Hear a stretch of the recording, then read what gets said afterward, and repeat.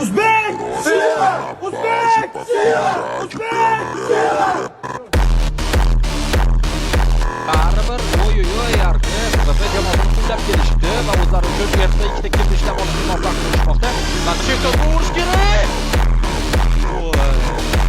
O'yinchi qoldi. Bo'ldi. O'z qanotini komplektiga tozalab olyapti. To'y bergan o'yinchi ko'tarilayotgan bir paytda ikkinchisini Ragnarok holatga keltirdi. Jimini cho'ntagiga mana bir qo'y solib qo'ydi granatani. Birinchisi qismini o'zgartirib olishga muvaffaq bo'ldi va Ramzan hozir yana bitta nok berishi mumkin. Ikki o'yinchilar.